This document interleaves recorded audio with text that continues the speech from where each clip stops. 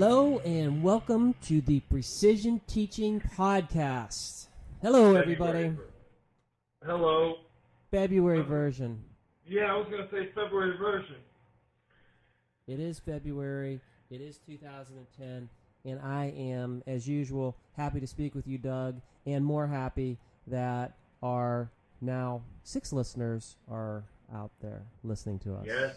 Actually, I just heard a 7th join. Fantastic. And welcome. Yeah, welcome. Our podcast is informative. We're talking, well, at least I think it's informative. I guess I shouldn't be answering that question. But we're going to speak about precision teaching and many things that are, I suppose, related to precision teaching. We talk about education. We talk about science. We talk about all things that matter to you and I and people that are interested in proper education.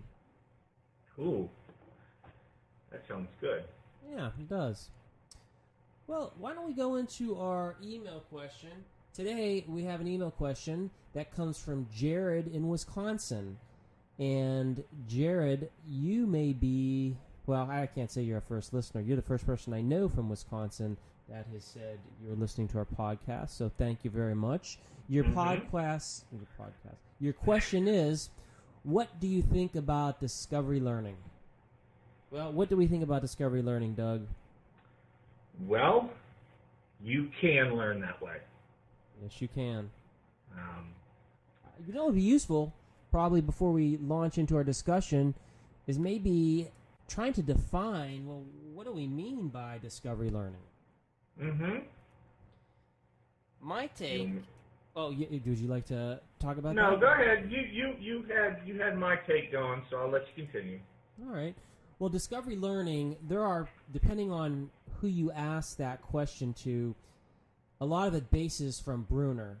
And discovery learning gets at, you hear a lot of inquiry-based instruction. So in other words, the instruction that you're setting up is arranged so that the learner is discovering facts, relationships, whatever it is you're interested by themselves. Mm-hmm. And you are, there's a lot of terms that come with that.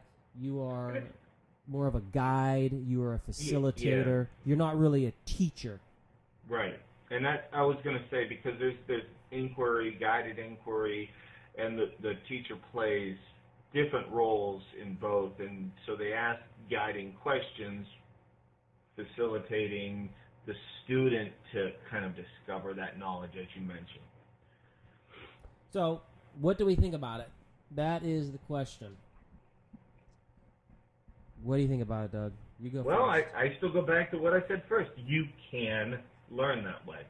Mm-hmm. Students, depending on their skill set going into the session, let's say you've identified a certain science experiment or a topic, and you're going to provide sort of an inquiry base. Depending on the skill set, the pre-skills brought in, some students may experience some gains and may be able to make rapid connections and so forth and so on.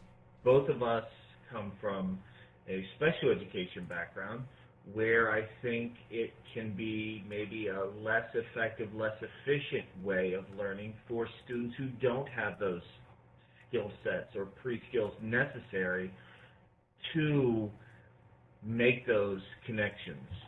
So I think that, in summary, discovery learning, while it is a way of learning, I think it's maybe not as efficient as programmed instruction.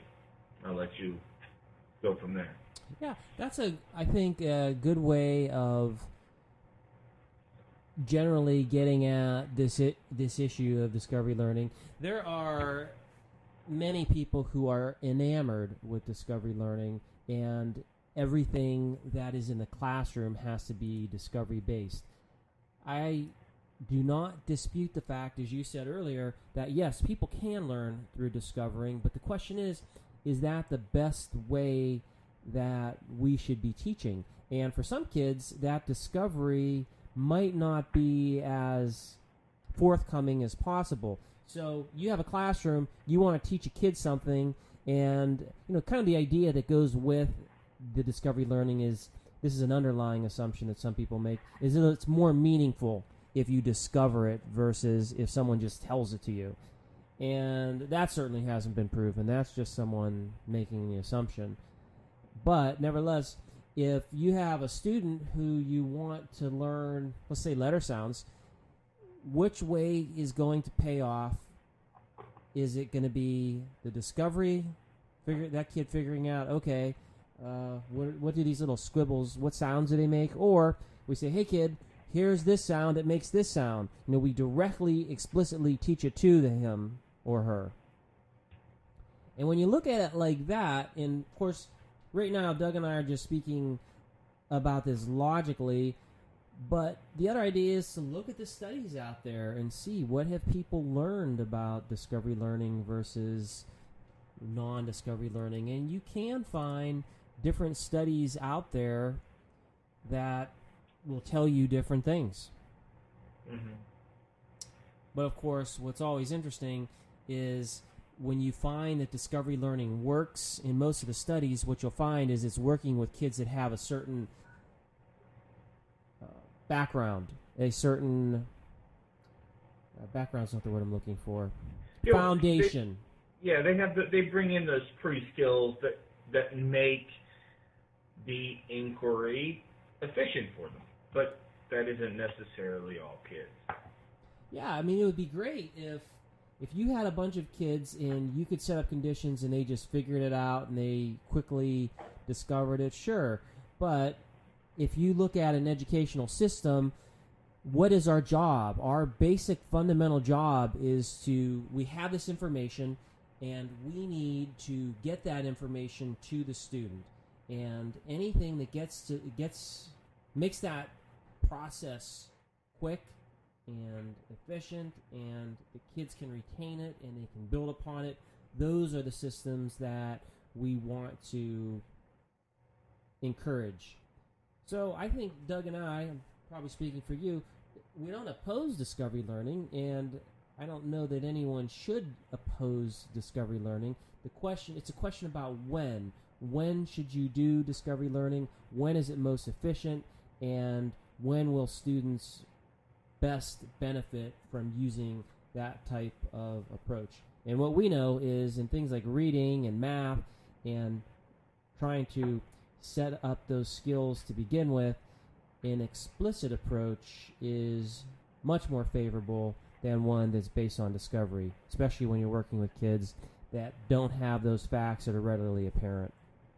I want to add one thing. It almost seems like we're getting at this without saying it, that students in an inquiry-based are already fluent with certain skills, so that they're now, I guess, you could almost use the analogy that they're applying to different settings or different situations. So you've got students who are fluent in, say, reading and able to converse, and so they can get some certain experiences, whereas students who aren't quite as fluent or perhaps in instructional ranges, they can't make those applications with other skills. Yeah. I'll tell you what. This is an interesting question, and what I'll do is next month on our podcast, I will pull an article, and typically we've been reviewing precision teaching articles, but I'm going to pull an article that scientifically examines discovery learning, and we'll talk more about this then, and we'll surround the discussion around that data. Sounds good. Okay, well, great question, Jared. Thank you for asking that. Thank you. Let's move on to the article review. Okay. We have a fabulous article here. Fabulous with a capital F. It's called Reading with Precision, and it's done by this incredible author, Richard M. Cabina Jr., and his wonderful, faithful colleague, Clay M. Starlin. Yes, I am engaging in a heightened ego here, and yes, I'm joking about it. I'm really not that much in love with myself. Yes, debatable. Yeah, but debatable. I guess we can move on. Right. Well, this is a discussion piece, and this article is something that both Doug and I are interested in, and a lot of you should be interested in if you're listening to us. This Reading with Precision is talking about what role does precision teaching and a standard acceleration chart play in reading, and we talk here about a few things, mainly with decoding and how does precision teaching, how might it play a role in part of that process. And there's a lot of interesting things here that we could talk about. In fact, just what I said, writing an article about how does precision teaching and standard acceleration charting play into reading, that article alone would take what? That'd be a book. Mm-hmm.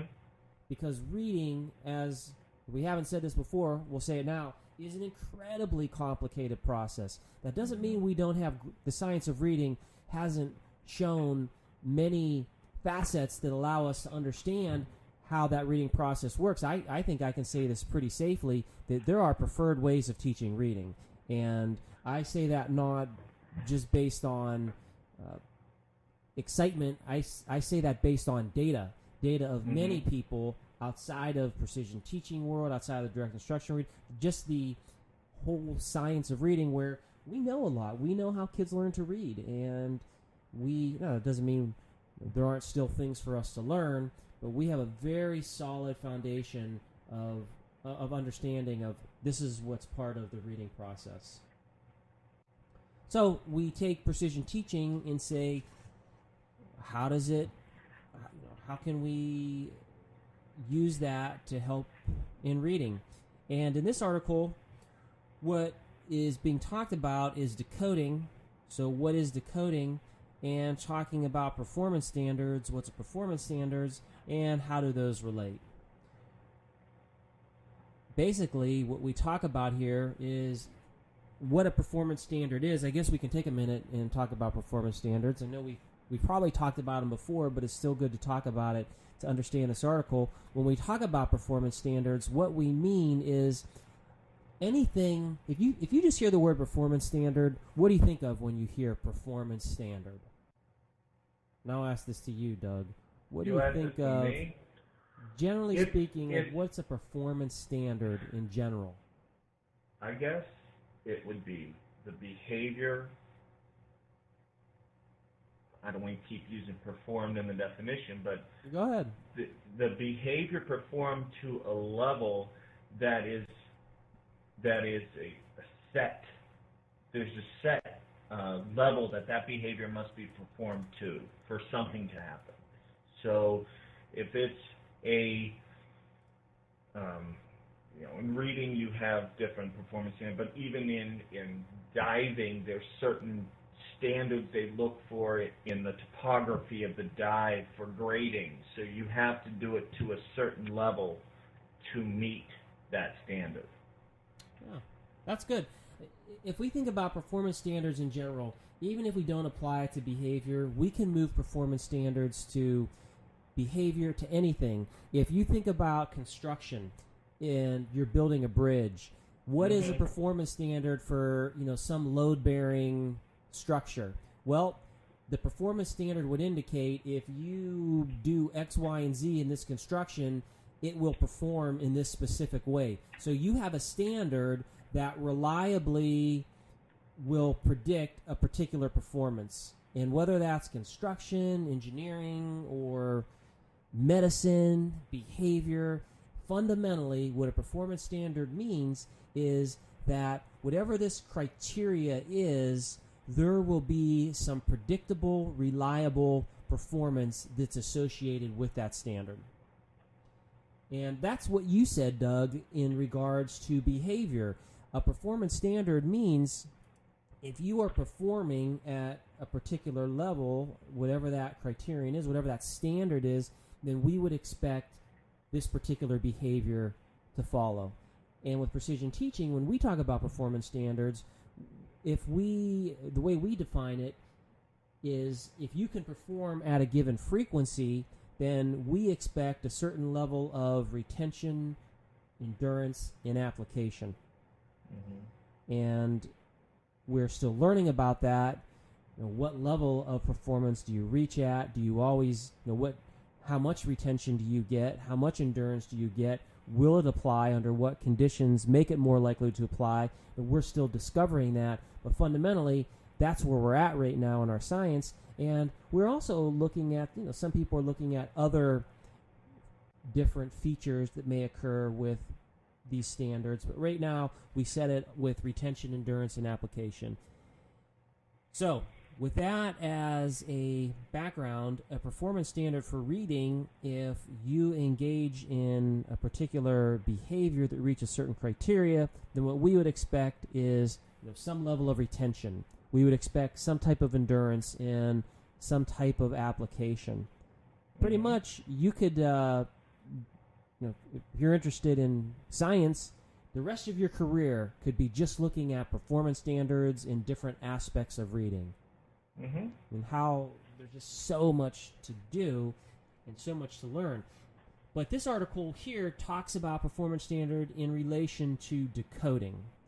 Right. And decoding has a relationship to comprehension, but this is just getting at decoding, and it talks about what are some performance standards that we want to use for reading. And there's different there's a few studies in here that look at performance standards, and what we have is a guideline that we come up with that is used for instructional placement, and the instructional placement is based on performance standards for reading. So if you can decode between 150 and 250 words, we call that fluent reading. And if you are teaching somebody something, if they're in second grade, well, you should move them up to the next level if they can read within that range. The instructional level is defined as 50 to 150 words, and that would be a level where you can instruct the student. And the challenge level, some people would call this the frustration level. We chose to use the word challenge. That would be between 0 and 75 words. Notice there's a little overlap. The first one instructionally says between 50 and 150. This one is 0 to 75. So we do have a little bit of overlap, but that's okay because we're making individually based decisions. Mm-hmm. Okay, I talked a lot about it, and in a nutshell, that's a lot of what we have here. We talk about practicing to fluency and what will happen if you practice decoding to fluency. We have a chart here that shows if you are doing some repeated reading, what you could get with that. We have some endurance building there. But in end, that's a quick summary of this article. Yeah, who better to summarize it? Well, what did you take from it, Doug? What were some things that jumped out for you? Well, queuing in on the range right off the bat, 150 to 250 with 2 or less errors. Some, I don't want to say most, but some people in the field of reading would, especially for younger children, would feel that is a amazingly fast, too fast reading speed. For younger kids? Yeah, I'm just saying for younger kids. Right. You've got this because you don't limit that speed to grade. You say, all right, across all grades. Yes. And now I've seen this, and I've worked with students from second grade to 6th grade, and they're not reading at grade level. These are students that reading has always been challenging for them, and they get there. They get to that I keep it a straight 200 with 2 or less errors. So right in the middle of that range, 150 to 250, and they get there. And I'm starting to see some of those outcomes, of that performance. So you're starting to see, I guess it might be argued, a little bit of application, but I definitely see retention, and I've definitely seen endurance, because Others, and now we're working on another article that I need to continue to finish up, but reviewing the performance standards that are out there in the repeated reading literature. This is the practice of reading repeatedly, and those aims or performance standards run from 30 correct words per minute to 210 correct words per minute. So there's a wide range, whereas you're presenting here a fairly succinct range and on the higher end of the range that I've talked about. Yeah, and let me also say, Doug, this is performance guides for instructional placement. This is for placing kids. This doesn't necessarily say what the aim range is. I would agree with you that the 200 to 250 would be the goal, so to speak. But this is like, hey, if you have a kid and you give them a reading and they decode at this level, then that's where you place them, not necessarily the goal. Well, you do have earlier in the article the list of reading goals and objectives. Yes. And but the important thing is, and interestingly enough, errors are excluded from much of the literature. Yeah. And so the primary focus is on just correct words per minute, while you're talking 150 to 250.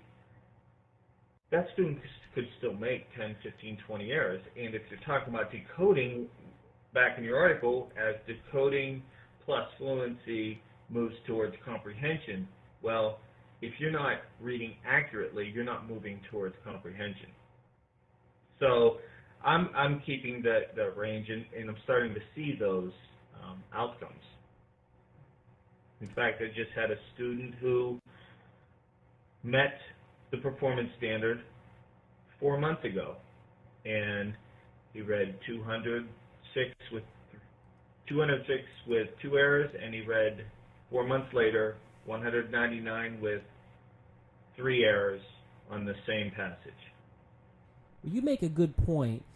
The people who often are incredulous when it comes to these are people who've never seen kids read that fast. And it's almost like, well, gee, I haven't done it and I haven't seen it, therefore, that can't possibly be right. Well, if you look at it, like I've worked with districts and kids in K in first grade, well, not necessarily K because those kids are still learning to read, but kids towards first grade, if you're going to do a repeated reading, they can get to those aims for that particular skill. But even other high aims that we could talk about, just generally in precision teaching, because we base our performance standards on retention. And when we say retention, we mean long-term retention. Mm-hmm. What's the likelihood, like you shared those ranges, you said they range between, in your research you found between 30 and 210. If you take a kid, and the kid reads, he decodes to 30 words per minute, what kind of retention are you going to get on that? I mean, that is very, very, very low performance. Well, in actuality, I'll ask you this. Even if a student does retain and is able to read at, say, 28 words per minute, 4 months later, if they're moving through first grade, they've almost completed another half of first grade, so they've lost 2 words. But 28 words in a minute is painfully slow. Yeah, and if you put some errors in there, boy, yeah. What do you got in terms of comprehension? Exactly, and I guess that's the other point. So not only is there a decrease, but there's certain aims that are just so, I guess, unambitious. Mm-hmm. And the other thing is, what is the relationship between decoding and comprehension? Decoding from the more research that we generate, it would appear that decoding fluency is one of those necessary but not sufficient conditions. Mm-hmm. Now, you have to have it, but just because you have it doesn't mean you're necessarily going to get comprehension. I mean, you can... Definitely. Yeah, you've seen kids that can read at high rates, high frequencies, but yet they still have comprehension issues. Yeah, I mean, sure. But it's one very important piece. If you don't have it, well, all bets are off. You have a kid reading at 50 words per minute, and you start sprinkling some errors in there. That's just really tough to make sense of what you're reading because it's so labored, and if you have errors, that's just the thought unit that you're trying to create, if I could use that word, is just not occurring because that decoding that you're trying to make this into language, it's just not happening very well. Yes. But the thought may shift away from the lower aims as more and more research compiles. We hope. We hope. Yeah, that's But why you do research. Well, if and I understand it too, that if you don't have compelling data, then the data that is existing becomes the default, and you can't fault people for doing that. I mean, that's how science works, and we can lament the fact that, well, here's this, that, the other thing, but if you don't prove this, that, and the other thing, then whatever is the current knowledge, that's how science works. That's what the consensus is. So it's exciting that you and I, and of course, our position is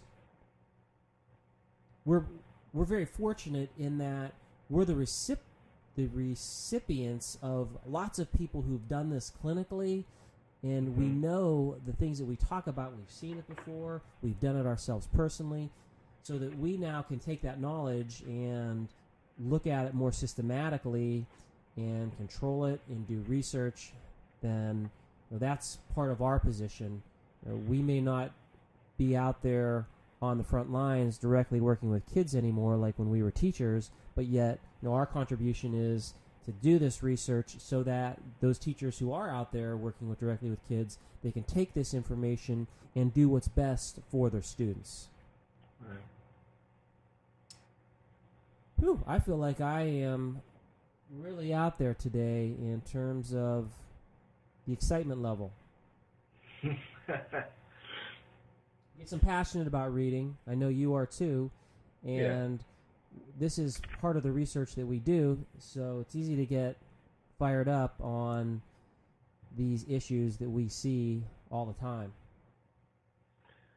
And there are issues we see all the time, and it's difficult until, I guess it's a difficult sell until, as you mentioned earlier, someone actually sees a student able to do that and do things that they couldn't have imagined. Yeah. And I have a student, like I said, right now, was reading, she's fourth grader, reading at the first grade level, and she just hit over 200 words a minute. It took her a while. It wasn't easy. It didn't just happen overnight, but she's reading, and what's really interesting is it sounds fast, but when someone reads fluently, it doesn't sound, what's the word I'm looking for? It doesn't sound like they're reading fast. It sounds like they're reading at a normal rate. So it's that the disconnect of that number versus really how we sound, because when we speak, often we speak at rates that are much faster than 200 words per minute. So, well, the speaking range is anywhere from 130 and 150 up to 200 to 250. So that range is comparable to reading. Well, it should be. And if you start looking at the rates that we understand, they just so happen to coincide with speaking rates too, sometimes a little bit higher. So isn't that all interesting? Yeah. And I don't know if you mentioned it here, or so many of these articles go together in my head, but we've maybe a talk we've had or whatnot, but the idea of, hey, let's get them reading this rate out loud, making sure that they are not making lots of errors. That way we can be fairly confident when they transition to silent reading they're not making errors and can build that speech faster. Because we really don't want kids walking around reading this way all the time, but we want to make sure that they can, so that they can transition to a silent reading, because as they move through grades, they're going from that reading to learning to read to reading to learn. So yeah, you said it. And I guess I'll have one more comment. When you were talking earlier about selling this, what we mean by that is selling to the overall research community. The people listening to the podcast, most likely, and the people in the small community of precision teaching, this is something that people know of and they do, and we don't need convincing, because you go to a precision teaching conference, maybe you look at a chart share or maybe even a journal, you can see the data there. But when you look at that, what we call the world of research, it's so much bigger than our small group of people. So that's the group that we're also trying to influence here. Okay, that is the article, unless you have anything else to say, Doug. No, it's just a wonderful article, and I've actually had a conversation or two with the author. So yes, you have. Okay, well, we have another interview. I guess this is the first interview of 2010, because, or do we say 2010? Is it 2010 or 2010, Doug? It's 2010. Okay, because I've heard it both ways, but now that you have come down on it, that is law. 2010. That's talking about right there. So our first interview of 2010 is with Baker Mitchell, and Baker is he is the founder of the Roger Bacon Academy, and he's going to talk about what he's done, his efforts to help, and of course now at this point he has 2 charter schools, but his efforts and what he's done in the two schools that he has in North Carolina. And as usual, I always love talking to people in our field, because you learn new things and you hear about the wonderful things that they're doing. So with that introduction, let's go on to the interview.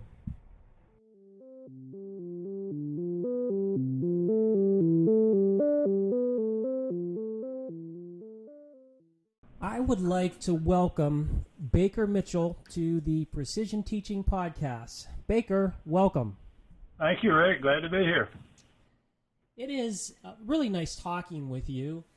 And what I like to do always when I interview people is I like to start off by asking them, how did they get involved in precision teaching? So how did that happen for you? Well, Dr. Marty Kozloff mentioned something about precision teaching to me. We were on our way back to Wilmington from a visit with the State Board of Education in Raleigh, and we were talking about the very gross measurement types that people use in education. We have some schools, and you know, you give an A or a B or 90% at the end of the semester or something. And I was kind of bemoaning that fact. With a background as an electrical engineer, you measure stuff out to 4 decimal places. And Marty suggested looking into precision teaching and the measurement techniques of Dr. Lindsley. So that was in 2000, and so it's gone on from there. Wow. So from 2000, and here you are. Now, Baker, what would your exact title be? You are the founder of the Roger Bacon Academy? Correct. Okay. And for our listeners, could you explain what's involved with the Roger Bacon Academy?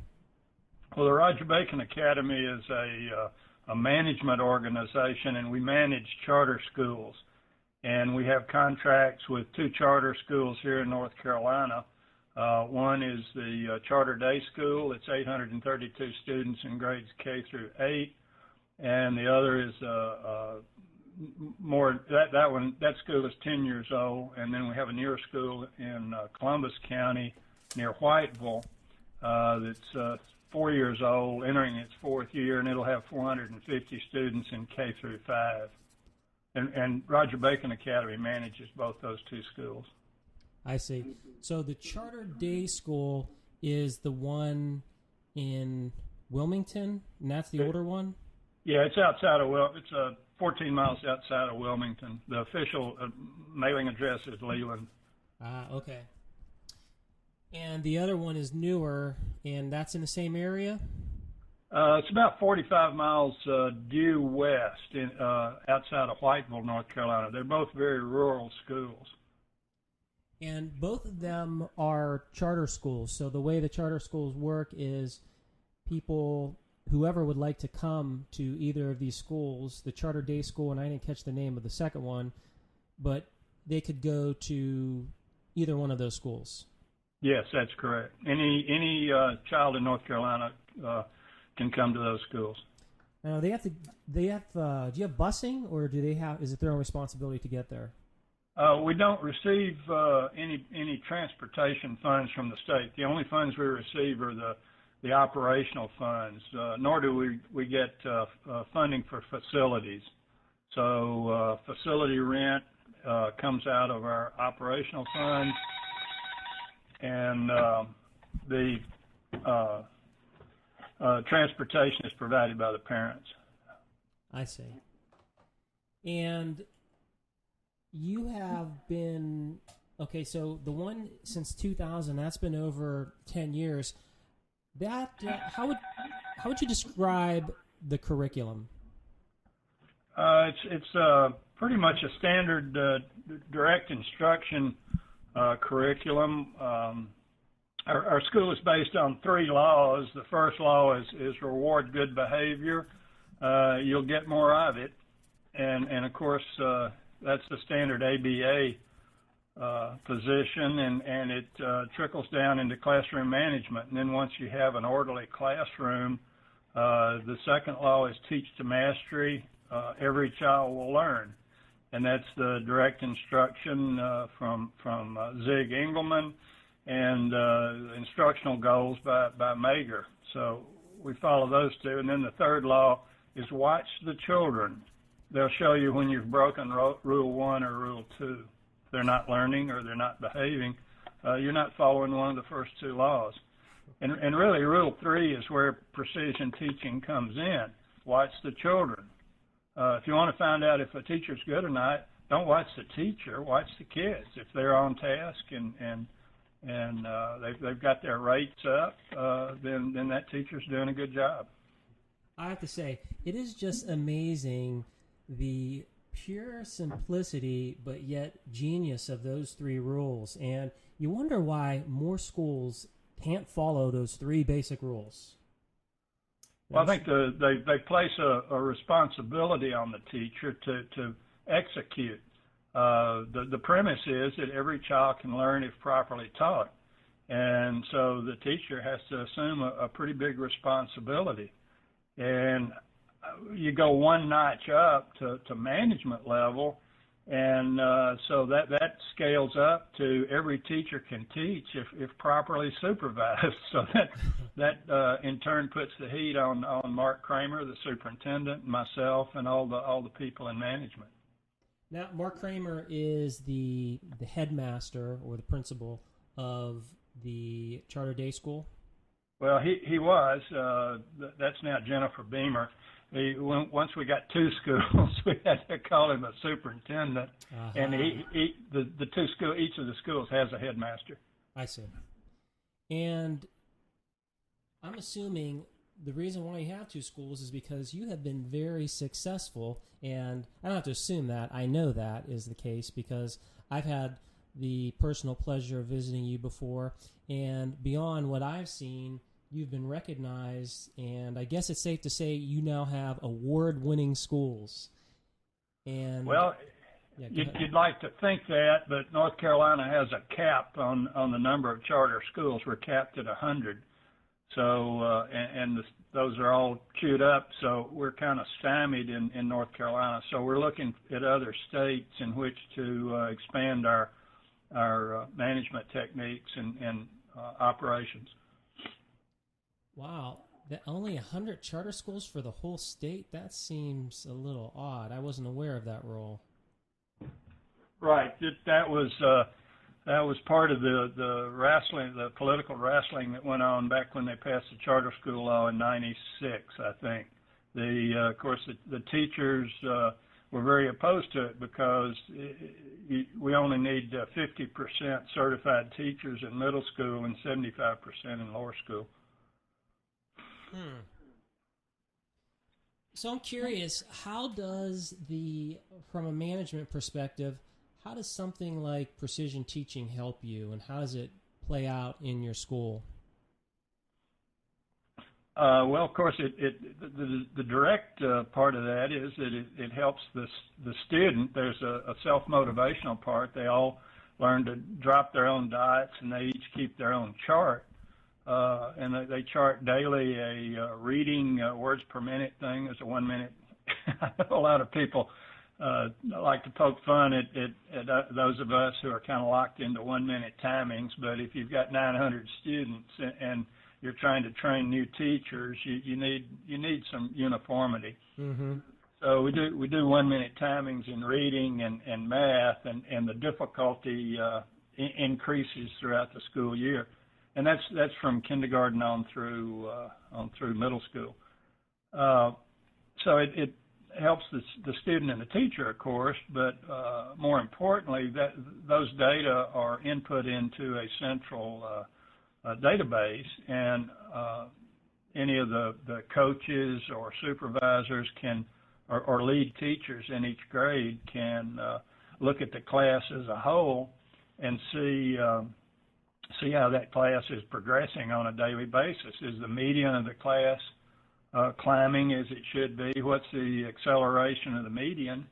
And if it doesn't look good or there's something strange there, they can look at each individual student in the database, and it's graphed in an Excel acceleration chart. And albeit it's a three-decade chart, but a 3-cycle chart, you mean?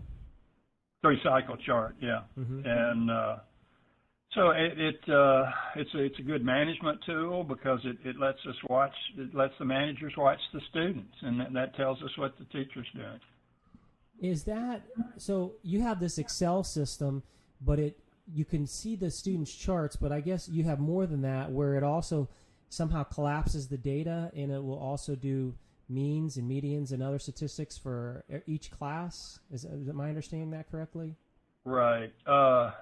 This is, and let me back up and give Michael Maloney all the credit for this. He came in, I can't remember the first year, I believe it was 2003, and trained the teachers and the kids. He went into every classroom and got us going on it, and then came back the next year, and we'd made a few changes, and he helped make some more, and it's grown out of his impetus and his starting us on it.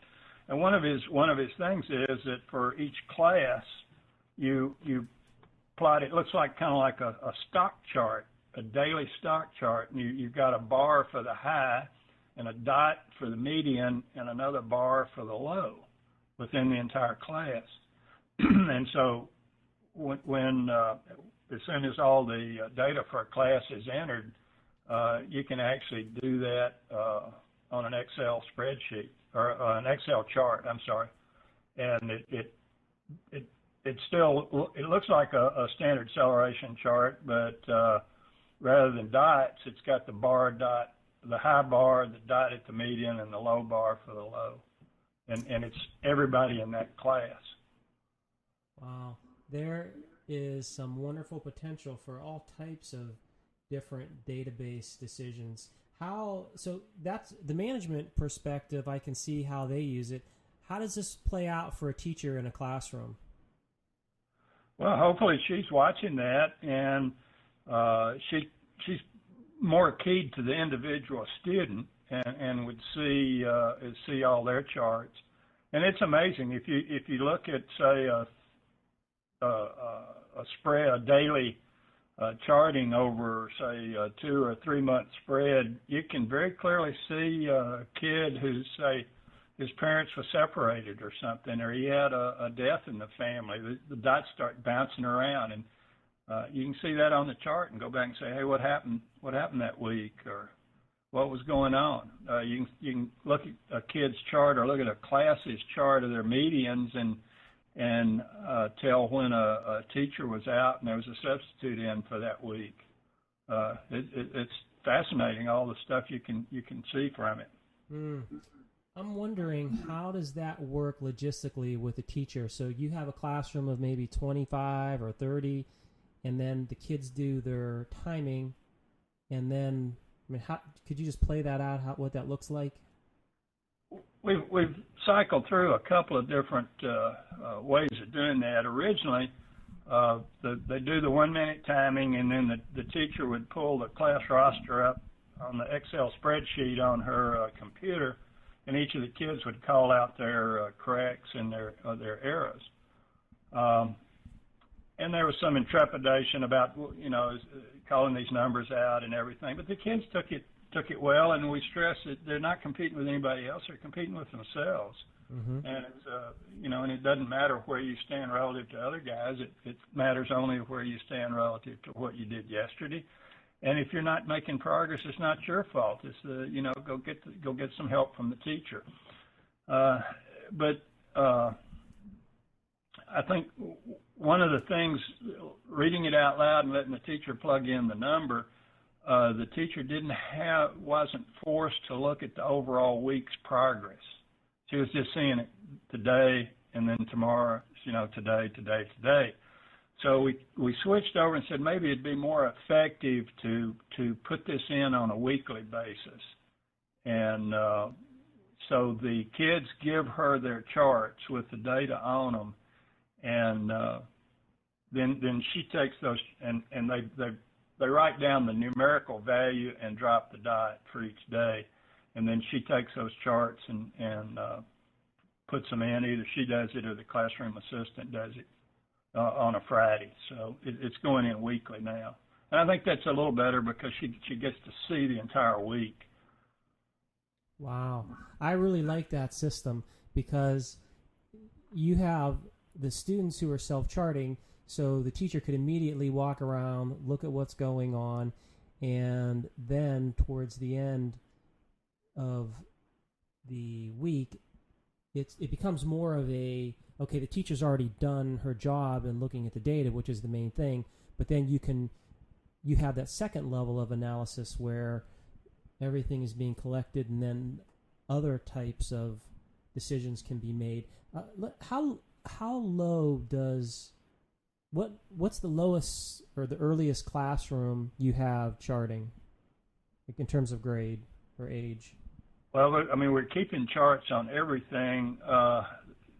First and second grade actually keep their own charts. In kindergarten, they are timed on sound relationships and shapes and colors and things like that, but and some math things. But I don't think any of the kindergartners chart, although a number of people have taught kindergartners to do it, but we just haven't gotten that level of detail yet.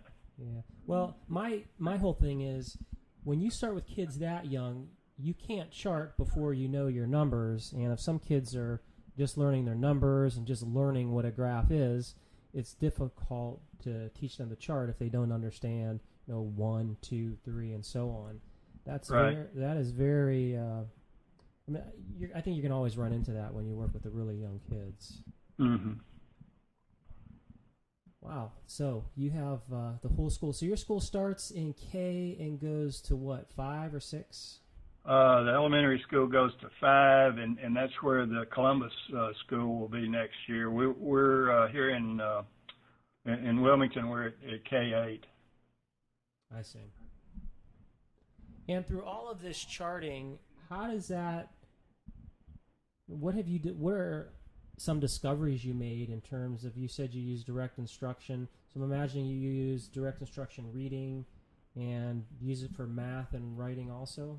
Well, we use Saxons for math, and that's fairly direct instruction-like. I mean, you're oh yeah, it's not one of these discovery nonsense. But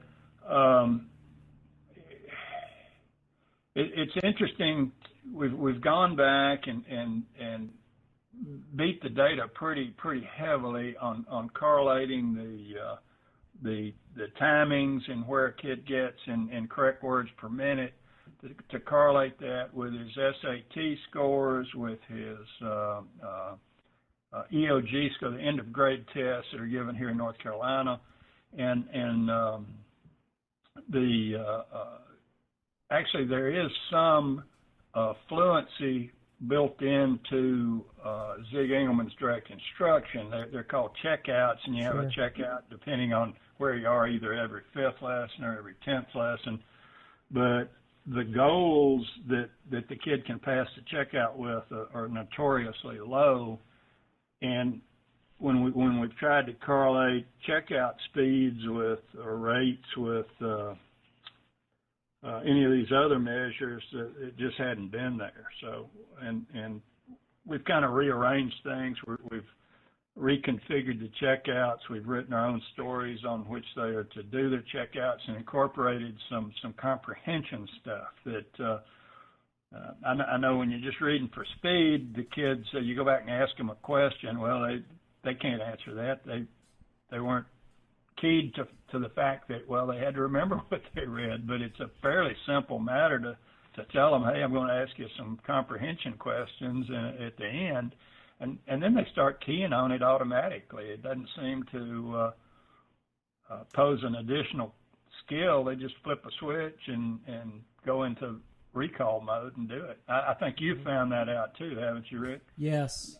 Mm-hmm. Yeah. What you can have timings for decoding fluency, which is, hey, let's get these kids reading quickly, and your goal is just for the decoding. But as you pointed out, the other finding is you can have comprehension fluency.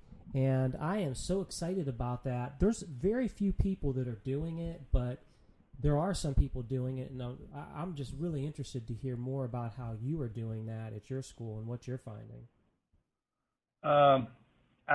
We're kind of in the middle of trying to figure all that out right now. We do reading triads. It's a Michael Maloney, again, one of his techniques, where it's a 1-minute timing every day. But then an additional thing, we do a fluency read on Monday, Wednesday, and Friday on the same passage, and on Tuesdays and Thursdays they read it but have a simple comprehension, couple of questions, 2 to 4 to 6 questions at the end of the passage, and they'll focus on compare and contrast, or time sequence, or spatial sequence, or some of the various main idea type things, and look at those issues on Tuesdays and Thursdays, and we're trying to see if their success at the comprehension issues correlate with the reading fluency speed things, and I'd say we're in growth mode on that one. Yeah. Do you have anyone working with you? I mean, I don't. What I mean by that is like a university person. I imagine. Well, I certainly get excited listening to all the things that you're saying, and you mentioned our good friend Dr. Kozloff. Is there anyone you're doing anything with? Well, we do a lot with the university. We're a partner with them for training purposes. We take run probably around 60 teacher candidates through each year with the University of North Carolina at Wilmington. They have about 10,000 undergraduates, and a huge chunk of those are in their ed school.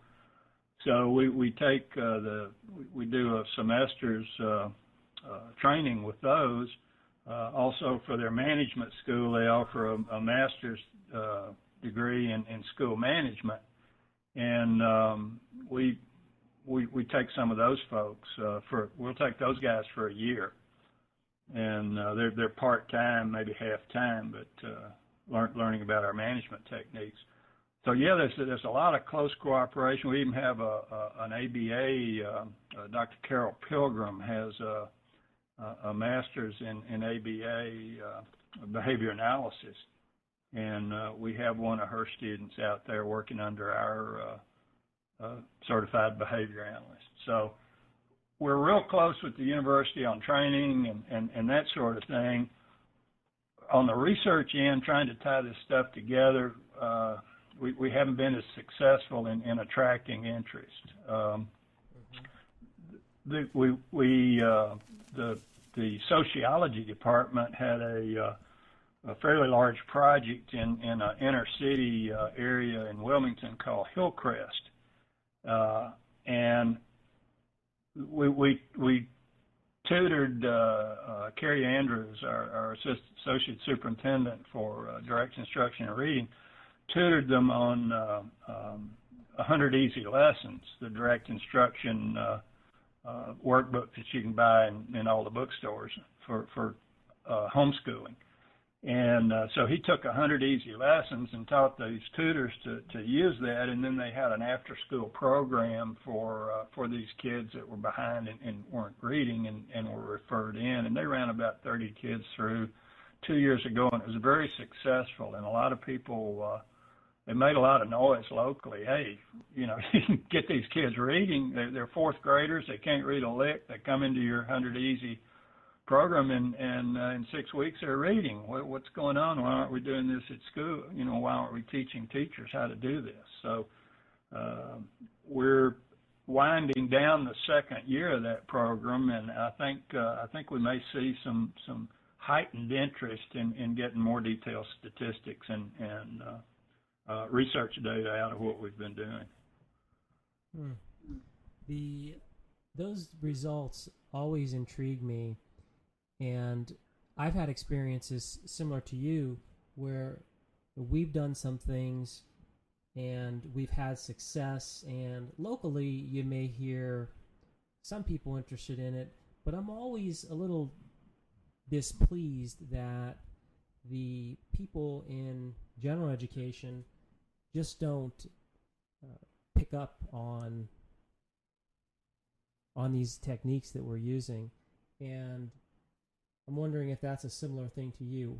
Do you have a big interest? Well, I guess I should step back. You probably have a lot of people that come down and visit your school, I'm guessing. So you probably do have a lot of interest in the things that you're doing. Would that be a correct assumption? Not really. It's more, one choir coming down to see what another choir is doing. Oh, I see. There are not a lot of non-singers that, to make the analogy.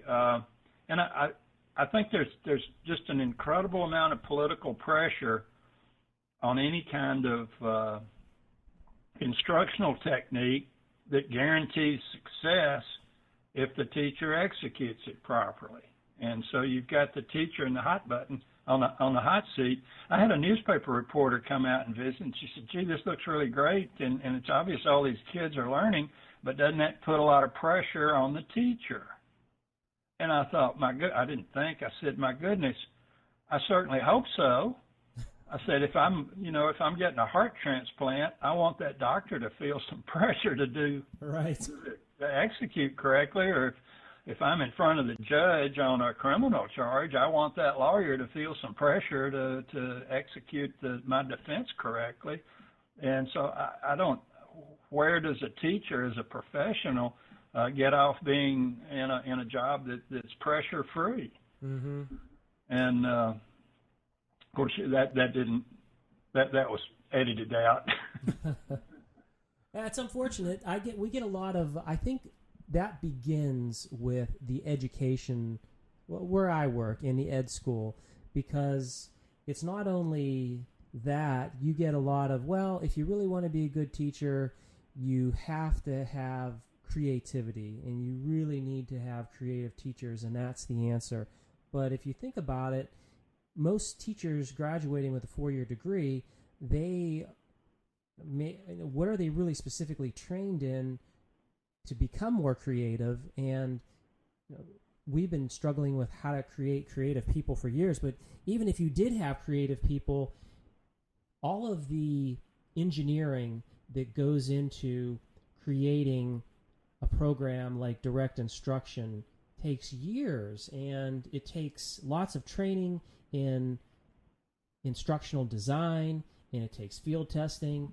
And then you measure that against a teacher that just has graduated with a 4-year degree. They're just ill-equipped to be able to come up with that level of sophistication to deliver a superior reading program. Well, exactly. And to go back to the pressure analogy, I certainly don't want that cardiovascular surgeon exercising his creativity when he's doing my bypass. I want him to use solid, proven techniques that are just bread and butter, done every day. And the defense lawyer, I want him absolutely not being creative. I want him to go on precedent and know the law and apply them in the standard accepted fashion. We leave creativity to the artists and maybe the musicians, but I'm even skeptical there. Yeah. It's wonderful hearing your commitment to scientific integrity. I wish that we had more people like you. We do have people like you, but we need more people that have that type of attitude, because my sense is if you invite the scientific process in, look at what it's done for us, and collecting data and looking at what works and what doesn't work, being careful in your measurement and your analysis, all of those good things that have brought wonderful innovations to our society. Just be great if the vast majority of our educational system was like that. But again, I could go off. I start getting on tangents and I really get riled up because, like you, when you see things that work, you just scratch your head and say, well, why isn't everybody doing this? But unfortunately, that's not how our profession operates. You can build a better mousetrap, but that doesn't mean everybody's going to buy it. Well, I'll never forget my first day at engineering school as a freshman, and the dean came in and said, "A good engineer's lazy. If there's something out there that's working, don't reinvent the wheel. Bring it in, incorporate it in what you're doing, and build on it. Go from there." And that's what we've done. We've done a lot as far as data management and using new technologies, but we're just using Engelman's and Carnine's instructional design and the stuff they proved back in the 60s, and Ogden Lindsley's stuff that he developed back in that era, and Skinner. And I had one newspaper reporter, I mentioned Skinner, as the foundation of our behavior analysis stuff, and she said, "Would you have his phone number? I'd like to interview him." So I thought, well, gee, if I could put you in touch with Skinner, that would really be something. But you look at the creativity. We have some really great actors and musicians and whatnot. Well, Van Cliburn, he's not creative on the piano as far as he plays Mozart's notes. Mm-hmm. He executes that script, and his job is to establish the connection between what Mozart was doing and the particular audience he has in front of him. And he may play a little faster, a little slower, he may color it up one way or another, but he wants to connect with the audience. That's his contribution to the performance. He doesn't go around changing the notes, and we don't let teachers change the script in direct instruction, but they sure better be creative when it comes to how do they connect with those kids, and that's where the creativity comes in. And they love that because they don't have to go home and create a lesson plan until 1 a.m. Mm-hmm. So and it works, and it sometimes it takes a full semester or two. A kindergarten teacher may be very skeptical about it, but when she sees all her kids are reading chapter books about Christmas, they don't go back. Mm-hmm. What's interesting about creativity is that when you look at people who are really creative, they start off with an incredible store of knowledge and experience in whatever particular domain they have. You don't find someone being creative as an actor who hasn't acted for a while, or an artist, or you pick the medium. It's people who have put the time in and really understand the basics and the fundamentals, who can then start experimenting, bringing things together. You don't find someone off the street who just is going to all of a sudden be creative. I mean, it's not a magical process. There's a very specific way it works. And I think the same thing happens with teachers. You have teachers who have been applying a particular craft for quite some time. They know predictably how children will respond to it, and then maybe they have the insight to mix something or to try something different. And that's where you can get really nice creativity from teachers. Well, Mark has a little slideshow that he, in teacher training and in some of the recruiting venues, and he makes the point he doesn't like to use creativity very broadly. I mean, the planet and the universe was created, and that was kind of the end of creativity. It comes from Croesus, the goddess of the harvest, and people thought it was magic to take this seed and turn it into wheat or what have you. That was kind of a magic element there, and we don't have any of that. If you look at Mozart, he was referred to as a composer. He composed. He took notes, all the notes already existed, and fit them together in a new manner to convey some idea that he had. So he was a composer. Shakespeare didn't invent any new words or create any language. He fit them together in an appropriately skillful way and composed his plays in that manner. And so we don't get too excited about teachers who come around and want to be creative. That's who in the world was creative. Mm-hmm. Mozart was a composer, Shakespeare was a playwright, and you're a teacher and execute what works and compose and fit together on a one-to-one basis with your audience what's working. Mm-hmm. With all of the work that you've done so far, you have lots of success. You have lots of things that are just really paying dividends. If I were to ask you, what would be some areas that you still see that these are needs? So you have excellent curriculum for your math, for your reading, and you slap precision teaching on that, and then you're doing some things behavior management wise. What would be areas that you see still need lots more of tweaking or investigation? Well, I think that the link between comprehension and decoding speed, like I say, we're still groping with that. There's a rough correlation, right? But trying to tease out the exact components of that so we can predict it better and have better prediction tools. Yeah, we can get kids reading 300-400 words a minute, and I don't know if you ever got a chance to see that movie Resolved about the debate teams, and they're running at 450, 500 words a minute, those high school debaters. Mm-hmm. But it's very comprehensible once you kind of get your ear tuned to it. But where does comprehension fit in that? And just because you've got a kid reading at 300 words a minute, how can you extrapolate that over to comprehension and recall?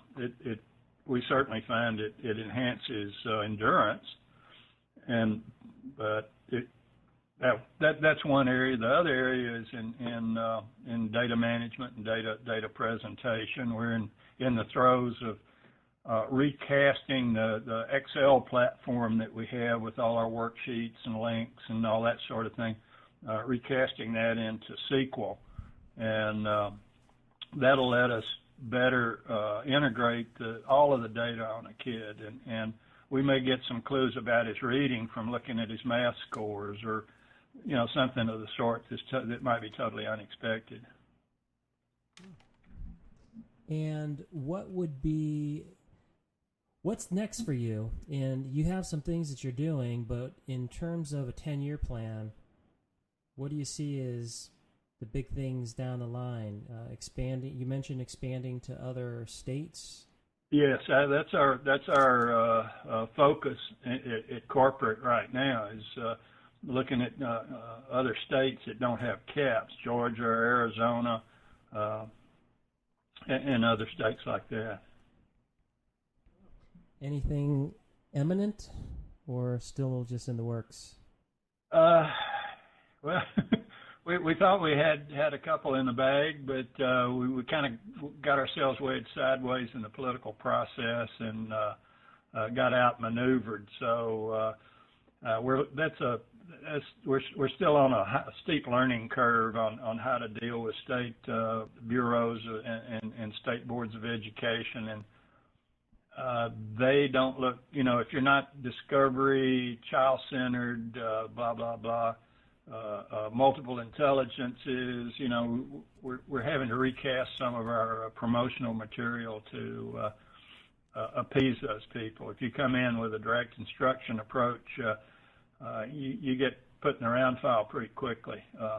Piaget just permeates everything, and because it places no responsibility whatsoever on the teacher. Just provide an environment and step back, and the kid will construct his own learning. Whoopie-doo. So we've got 29% of the kids in North Carolina can read in third grade. 29%?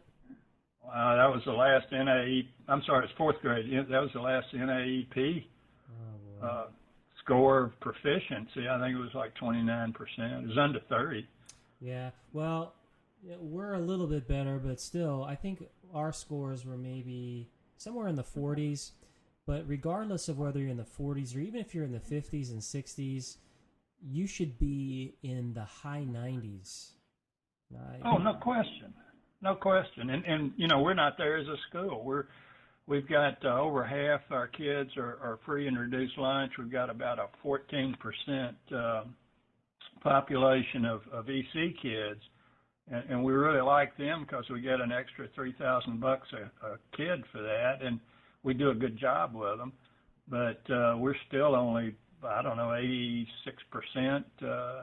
proficient according to state tests. Now, that's head and shoulders above anybody else around, but it's still 14% of the kids.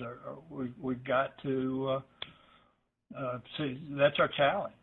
But I'm guessing even with that 14%, you probably have students that are coming in and that are new, so you always have that fluctuations, I'm guessing.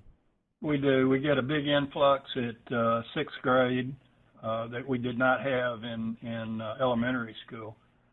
And this year we had at Charter Day School, we had 130 openings, but we had 233 applications. So we had to have a lottery, and it's just heartbreaking to see, we had to turn away 103 kids. Mm. And that again is due to that state cap. Not only the number of schools capped, but your maximum enrollment at each school is capped. So it's a double whammy. We'd like to be serving the population, but that's not to be with the current climate statute. I'll tell you, 86% is just an astounding number. That's certainly, when I get fired up about all of the injustices, hearing numbers like that soothes my heart. That's wonderful, 86%. We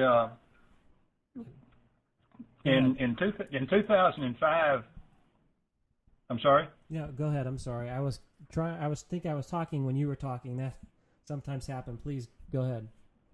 In 2005, we made the top. We were one of the top 25 schools out of 1,800 schools in the state of North Carolina for academic growth, year-to-year growth on test scores. And we thought, oh my goodness, as soon as we got the results, we better prepare some materials and that sort of thing. So we put together some stuff about our curriculum and that sort of thing to explain how we did it and what our program was like and all that. Then sat back and waited for the phone to ring. Not one call. Yeah. And it was fairly widely publicized findings. 25 schools in the entire state of North Carolina out of 1,800, and not one person called us to ask how we were doing it. Mm-hmm. And you got failing schools, all around you within 8 to 10 miles.